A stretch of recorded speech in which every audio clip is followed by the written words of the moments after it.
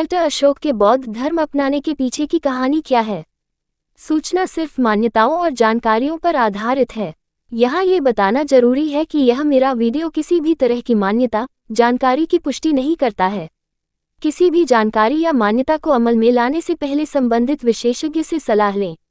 सम्राट अशोक मौर्य वंश के वंशज थे जिन्होंने 268 से 232 BC तक शासन किया था। अशोक के शिलालेख सम्राट अशोक के जीवन और समय का वर्णन करने वाले प्राथमिक स्रोत हैं। 1-2 इन शिलालेखों के अलावा उनके बारे में जीवनी संबंधी जानकारी उन कार्यों पर निर्भर करती है जो सदियों बाद लिखे गए थे। अशोकवदान 2वीं शताब्दी ईस्वी में और महावंश 3 उनकी विरासत वास्तुकला में उनकी उपलब्धि 4 प्रशासन और सैन्य विजय 5-6 आर्थिक उपलब्धियों 7 और उनके समय के प्रतीकों को आधुनिक भारत में प्रमुख स्थान दिए जाने पर बनी है, चाहे वह सारनाथ में सिंह राजधानी हो या आदर्श वाक्य सत्यमेव जयते, सत्य की ही जीत होती है। उनकी विरासत और नाम इतना व्यापक था कि H.G. वेल्स ने द आउटलाइन ऑफ हिस्ट्री में लिखा था। 8 इतिहास के स्तंभों में शामिल राजाओं के हजारों नामों, उनकी महिमाओं और शालीनताओं और शांतियों और शाही महामहिमों आदि के बीच अशोक का नाम चमकता है और चमकता है लगभग अकेला, एक सितारा। उनका कद और विरासत ऐसी है कि हाल ही में ट्विटर पर इस बात पर बहस छिड़ गई कि क्या वह एक हिंसक बौद्ध राजा थे या कलिंग युद्ध के बाद बौद्ध बन गए थे। संक्षेप में, सम्राट अशोक ने बौद्ध धर्म कब अपनाया?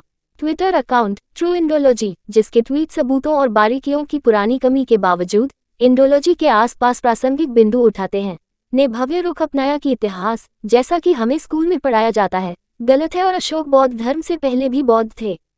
कलिंगा संघर्ष, मैंने अलग होने की विनती की और एक रिट्वीट में उतना ही लिखा, और देखो RW ट्रोल्स के द्वार खोल दिए गए। उन्होंने विषय के बारे में मेरी समझ की आलोचना करने से लेकर मुझे व्यक्तिगत रूप से गाली देने और यहाँ तक कि मेरे माता पिता का नाम लेने तक सब कुछ किया। सामान्य, ये घृणित और घृणित था। किस लिए? ट्रू इंडोलॉजी के एक तथ्यात्मक ट्वीट के लिए, जहां उन्होंने वस्तुतः 3 स्रोतों का उल्लेख किया है। अनुमान लगाएं कि कौन से 3? हाँ, निश्चित रूप से शिलालेख, महावंश और अशोकवदाना। ये क्या, कहाँ और क्यों है, इसके उचित संदर्भ के एक भी निशान के बिना उद्धृत किया जा रहा था। कोई पृष्ठ नहीं, कोई खंड नहीं, कोई अनुच्छेद नहीं। बिल्कुल सादा पुराना मस्खरापन। ये कहने जैसा था कि विश्वकोश में नदियों, ग्रहों और संस्कृतियों पर अनुभाग हैं। उतना ही स्पष्ट और फिर भी उतना ही अर्थहीन। लेकिन फिर भी एक ट्विटर बुद्धिजीवी के रूप में प्रस्तुत किए जाने वाले ट्रोल अकाउंट से कोई भी इससे बेहतर उम्मीद नहीं कर सकता है। वैसे भी इस बेहद शर्मनाक और अनावश्यक आभासी लड़ाई की अधिक चर्चा के बिना मैं अब इस मामले पर उचित स्रोत प्रस्तुत करना चाहूंगा और अपने शोध और चर्चा को अपनी बात कहने दूं। सम्राट अशोक के बारे में उनकी समय की जानकारी का प्राथमिक स्रोत अशोक के शिलालेखों से मिलता है। जारी किए जाने वाले पहले शिलालेख लघु शिलालेख थे, जो अशोक के शासनकाल के काफी पहले लिखे गए थे। अशोक के शिलालेख, सम्राट अशोक के बारे में उनके समय की जानकारी का प्राथमिक स्रोत अशोक के शिलालेखों से मिलता है। 1-2 जारी किए जाने वाले पहले शिलालेख लघु शिलालेख थे, जो अशोक के शासनकाल के काफी पहले लिखे गए थे। 9 सम्राट अशोक का पहला ज्ञात शिलालेख कंधार द्विभाषी शिलालेख था, जो अरामी और ग्रीक में लिखा गया था और सम्राट अशोक के 10वें शासनकाल के आसपास लिखा गया था। 10-12 कहा जाता है कि लघु शिलालेख इसके बाद मौर्य वंश के 11वें शासनकाल के आसपास बनाए गए थे। लघु शिलालेख महत्वपूर्ण है क्योंकि ये उन पहले स्थानों में से एक है जहां अशोक के बौद्ध संबंध स्थापित हुए हैं, जैसा कि लघु शिलालेख 11 में हुल्स ने उजागर किया है। मैं एक बौद्ध आम आदमी उपासक रहा हूँ 2.5 साल से अधिक समय तक, लेकिन 1 साल तक मैंने कोई खास प्रगति नहीं की। अब 1 वर्ष से अधिक समय से मैं संघ आदेश के करीब आ गया हूँ और अधिक उत्साही हो गया हूँ। देवता, जो भारत में इस समय तक मनुष्यों के साथ नहीं जुड़ते थे, अब उनके साथ मिल जाते हैं और यह मेरे प्रयासों का परिणाम है। ध्यान देने वाली महत्वपूर्ण बात यह है कि यह शिलालेख अशोक के बौद्ध अभ्यास को अशोक के 11वें शासन वर्ष में जारी किए जाने की तुलना में 3 वर्ष से अधिक पुराना नहीं होने की बात करता है। 3 वर्ष से अधिक पुराना नहीं होने की बात करता है। यह मोटे तौर पर कलिंग संघर्ष से मेल खाता है, जो उनके शासनकाल के 8वें वर्ष में हुआ था। रुम्मिंदेई शिलालेख सम्राट अशोक के लघु स्तंभ शिलालेखों में से एक, जो लघु शिलालेखों के बाद आया, उनकी बौद्ध संबद्धता के बारे में भी बताता है। 11 जब राजा देवानंप्रिय प्रियदर्शन को 20 वर्ष का अभिषेक हुआ, तो वे स्वयं आए और इस स्थान की पूजा की क्योंकि बुद्ध शाक्यमुनि का जन्म यहीं हुआ था। निगाली सागर स्तंभ शिलालेख एक अन्य लघु स्तंभ शिलालेख बौद्धों के हित में उनकी गतिविधियों की बात करता है। 13 महामहिम राजा प्रियदर्शन ने अपने शासनकाल के 14वें वर्ष में दूसरी बार बुद्ध कंकमुनि के स्तूप का विस्तार कराया और अपने शासनकाल के 20वें वर्ष में स्वयं आकर श्रद्धा अर्पित की और एक पत्थर का स्तंभ स्थापित किया। इसके बाद प्रमुख शिलालेख आए जो शासन, सिंचाई और शांतिपूर्ण नैतिक व्यवहार के बारे में व्यवहारिक विवरण से संबंधित थे, लेकिन अशोक के व्यक्तिगत जीवन पर बहुत कम थे। और अंत में प्रमुख स्तंभ शिलालेख आए जिनके बारे में कहा जाता है कि वे 236-237 ईसा पूर्व के बीच बनाए गए थे। 12 इसलिए भले ही सबसे पहले शिलालेखों लघु शिलालेखों को संदर्भ बिंदु के रूप में लिया जाए, हम केवल ये कह सकते हैं कि सम्राट अशोक ने अपने शासन के 11वें शासनकाल तक धर्म परिवर्तन कर लिया था। 13वां प्रमुख शिलालेख इस संबंध में भी दिलचस्प है क्योंकि इसमें कलिंग संघर्ष के परिणाम का वर्णन है जिसमें अशोक को चिंतनशील दिखाया गया है। ये किसी तात्कालिक परिवर्तन का संकेत नहीं है, धार्मिक या अन्यथा, जैसा कि विभिन्न कहानियों में वर्णित है, और इसे वैसे ही लिया जाना चाहिए जैसे ये पड़ता है। जब राजा देवानंद प्रियदर्शन का 8 वर्ष तक अभिषेक हुआ तो उसके द्वारा कलिंग देश पर विजय प्राप्त कर ली गई। 1,50,000 की संख्या में वे लोग थे जिन्हें वहां से निर्वासित कर दिया गया था। 1 लाख की संख्या में वे लोग थे जो वहां मारे गए थे और इससे कई गुना अधिक संख्या में वे लोग थे जो मारे गए थे। उसके बाद अब जबकि कलिंगियों का देश पर कब्जा कर लिया गया है, देवानामप्रिया नैतिकता के उत्साही अध्ययन, नैतिकता के प्रेम और लोगों को नैतिकता की शिक्षा देने के लिए समर्पित है। ये कलिंगियों देश पर विजय प्राप्त करने के कारण देवानामप्रिय का पश्चाताप है। देवानामप्रिय ने इसे अत्यंत दुखदायी तथा निंदनीय माना है कि जब कोई किसी अजेय देश को जीत रहा हो तो वहां लोगों का वध, मृत्यु तथा निर्वासन हो रहा है। परंतु निम्नलिखित को देवानामप्रिय ने इससे भी अधिक निंदनीय माना है। ब्राह्मणों या श्रमणों या अन्य संप्रदायों या गृहस्थों जो वहां रह रहे हैं और जिनके बीच निम्नलिखित का अभ्यास किया जाता है: उच्च वेतन पाने वालों की आज्ञाकारिता, माता और पिता की आज्ञाकारिता, बड़ों की आज्ञाकारिता, उचित शिष्टाचार मित्रों, परिचितों, साथियों और रिश्तेदारों, दासों और नौकरों के प्रति, और दृढ़ भक्ति। इनके बाद उनके प्रियजनों को चोट या वध या निर्वासन होता है, या यदि उन लोगों के मित्र, परिचित, साथी और रिश्तेदार दुर्भाग्य का सामना कर रहे हैं जिनका स्नेह उनके लिए कम नहीं है, हालांकि उन्हें स्वयं अच्छी तरह से प्रदान किया गया है, तो यह दुर्भाग्य उन लोगों के लिए भी एक चोट बन जाता है, व्यक्ति स्वयं। अशोक का चिंतन और आत्मनिरीक्षण किसी भी तरह से यहाँ रूपांतरण का प्रतीक नहीं है। माइनर रॉक एडिक्ट आय इस तरह के बयान के लिए एक अधिक विश्वसनीय स्रोत है। 13वें शिलालेख की ऐतिहासिकता पर पहले भी सवाल उठाए जा चुके हैं। इसकी 2 प्रतियां अफगानिस्तान में, 2 पाकिस्तान में और एक आंध्र प्रदेश, गुजरात, उत्तर प्रदेश और महाराष्ट्र में हैं। इसमें ओडिशा तत्कालीन कलिंग की स्पष्ट अनुपस्थिति प्रासंगिक प्रश्न उठाती है। हालांकि अशोक ने स्वयं 14वें शिलालेख में इस मुद्दे को हल करते हुए कहा, श्रृंखला शिलालेखों की सभी वस्तुओं को सभी स्थानों पर एक साथ नहीं रखा गया है और कुछ विषय हो सकते हैं जिन्हें अधूरा लिखा गया है। अभिलेख के किसी विशेष स्थान को उनके लिए अनुपयुक्त माना जाता था या संक्षिप्तीकरण का विशेष कारण माना जाता था। इस दावे को तब बल मिलता है जब कोई 11वें 13वें शिलालेखों के प्रतिस्थापन शिलालेखों को 15वें और 16वें शिलालेखों के रूप में देखता है, जो स्पष्ट रूप से कलिंग के लोगों को शांत करने के प्रयास हैं। 46 बौद्ध महापुरुष सम्राट अशोक के बारे में अधिकांश जानकारी बौद्ध कथाओं से मिलती है। ये उन्हें एक आदर्श राजा के रूप में प्रस्तुत करते हैं। 14 एक आदर्श राजा के रूप में प्रस्तुत करते हैं। 14 इन किंवदंतियों और ग्रंथों के बारे में मुख्य बात यह है कि ये सम्राट अशोक के समकालीन नहीं हैं और कई सदियों बाद बौद्ध लेखकों द्वारा अशोक पर बौद्ध धर्म के प्रभाव को उजागर करने के लिए लिखे गए थे। इसलिए ऐतिहासिक स्रोतों के संदर्भ में किसी को सावधानी बरतनी चाहिए। 15 कुछ आधुनिक विद्वान इन किंवदंतियों को पौराणिक रचनाएं कहकर सिरे से खारिज कर देते हैं, जबकि अन्य उनके कुछ हिस्सों को स्वीकार करने के लिए विभिन्न किंवदंतियों की प्रशंसनीयता पर बातचीत करते हैं। इन बौद्ध किंवदंतियों की मुख्य रूप से 2 परंपराएं हैं। 16 श्रीलंकाई परंपरा जो पाली में संरक्षित है और इसमें महावंश, दीपवंश, वामसत्थपकासिनी और सामंतपसदिका जैसे ग्रंथ शामिल हैं। 15-17 और उत्तर भारतीय परंपरा जो संरक्षित है संस्कृत में और इसमें दिव्यावदान जैसे ग्रंथ और एयू वांगचिंग और एयू वांगजुआन जैसे चीनी स्रोत शामिल हैं। 18-19 खंड 18 और 19 में महान महाबोधि वृक्ष को सीलोन श्रीलंका ले जाने का वर्णन किया गया है। खंड XX में निम्नलिखित पंक्तियां हैं। 20 राजा धम्मशोक के शासनकाल के 18वें वर्ष में महामेघ वनराम में महान बोधि वृक्ष लगाया गया था।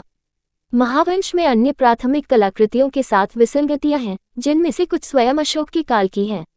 उदाहरण के लिए, उस वर्ष के साथ एक असंगतता है जिस दिन अशोक ने बौद्ध मिशनरियों को श्रीलंका भेजा था, जबकि शिलालेख 13 कहता है कि मिशनरी 260 बीसी में आए थे। महावंश ने वर्ष को 255 बीसी बताया था। 20 कहा जाता है कि महावंश पुराने पाट दीपवंश पर आधारित है।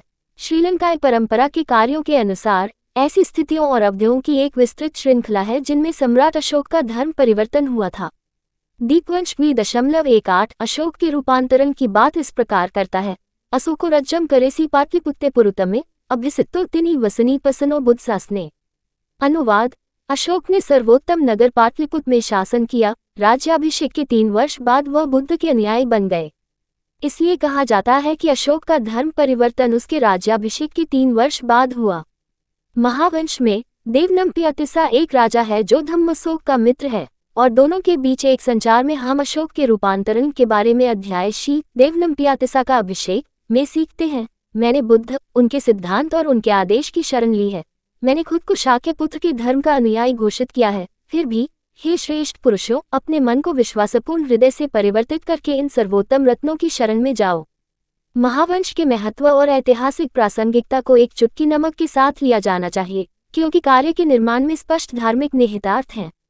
प्रसिद्ध श्रीलंकाई इतिहासकार के.एम.डी. सिल्वा कहते हैं कि बौद्ध भिक्षुओं का काम होने के नाते महावंश एक मजबूत धार्मिक पूर्वाग्रह से व्याप्त है और चमत्कार और आविष्कार से युक्त है। 21 महावंश में अन्य स्रोतों के साथ विसंगतियों की भी गंभीर समस्याएं हैं, जैसे कि वह वर्ष जब अशोक ने बौद्ध मिशनरियों को श्रीलंका भेजा था। शिलालेख 13 के अनुसार ये 260 बीसी में था, जबकि महावंश में ये 255 बीसी बताया गया है। 20 उत्तर भारतीय परंपरा का सबसे महत्वपूर्ण कार्य अशोक अवदान है, जो दूसरी शताब्दी दिव्यावदान का हिस्सा है, जिसमें एक कहानी है कि कैसे अशोक ने अशोक नर्क, एक यातना कक्ष के निर्माण और आगमन के साथ आतंक का राज कायम किया। एक भिक्षु समुद्र के बारे में, जो चमत्कारिक ढंग से जलने के दर्द को सहन करने में सक्षम है और अशोक को बौद्ध धर्म में परिवर्तित करने के लिए अन्य चमत्कारी कार्य करता है।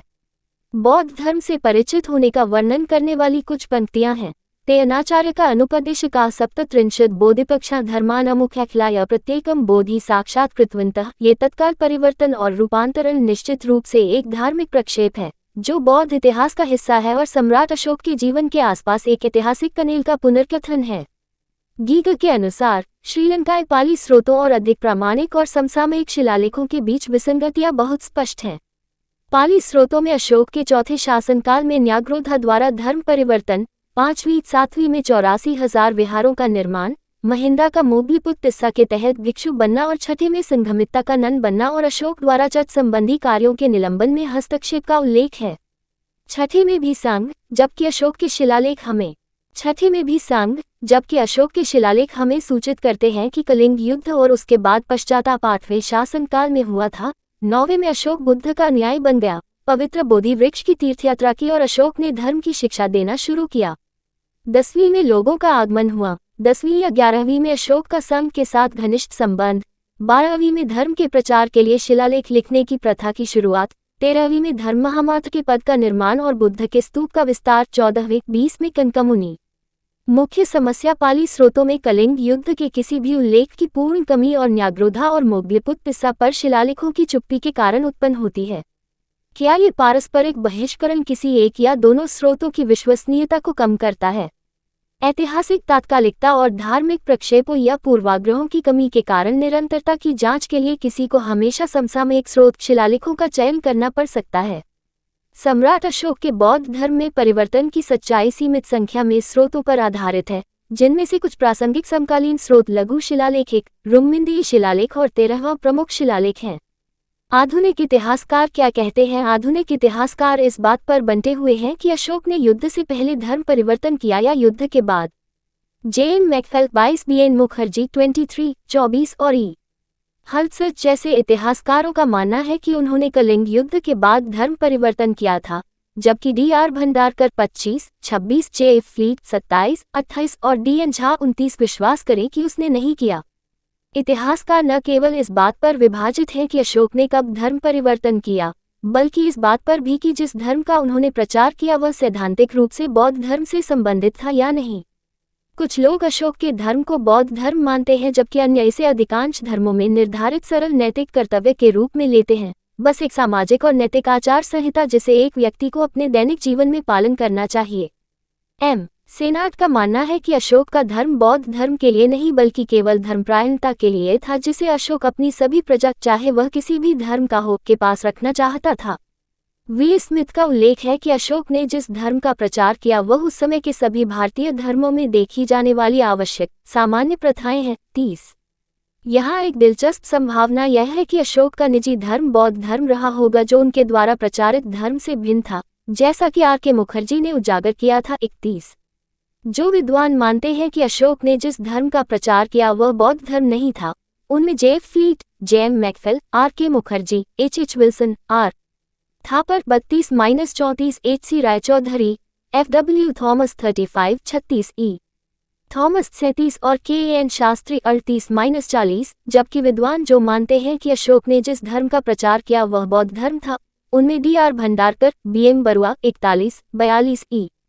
हल्सच, आर.जी. बसाक 43 और टी.डब्ल्यू.आर. डेविड्स 44 शामिल हैं। 45 निष्कर्ष के तौर पर सम्राट अशोक के बौद्ध धर्म में परिवर्तन की सच्चाई सीमित संख्या में स्रोतों पर आधारित है, जिनमें से कुछ प्रासंगिक समसामयिक स्रोत, लघु शिलालेख, रुक्मिंदी शिलालेख और 13वां प्रमुख शिलालेख हैं।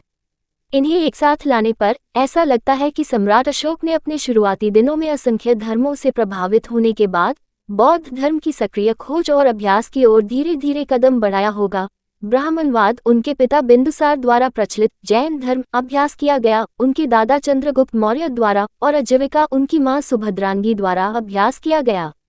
या तो अदालत की गतिशीलता और इंट्रा कोर्ट राजनीति 48 या श्रमण परंपराओं के प्रति स्वाभाविक झुकाव ने अशोक को अपने शासनकाल की शुरुआत में बौद्ध शिक्षाओं की ओर बढ़ने के लिए प्रेरित किया, जो कि उसी समय के आसपास एक सक्रिय खोज और अभ्यास में निर्णायक बदलाव आया। कलिंग युद्ध 49-50 द्वितीय स्रोत बौद्ध किंवदंतियां, चाहे वह महावंश हो, दीपवंश हो या अशोक अवदान हो, जो अशोक के काफी सदियों बाद प्रकाशित हुए थे, उन्हें स्पष्ट धार्मिक प्रक्षेपों और पूर्वाग्रहों के कारण अर्ध-ऐतिहासिक माना जाना चाहिए।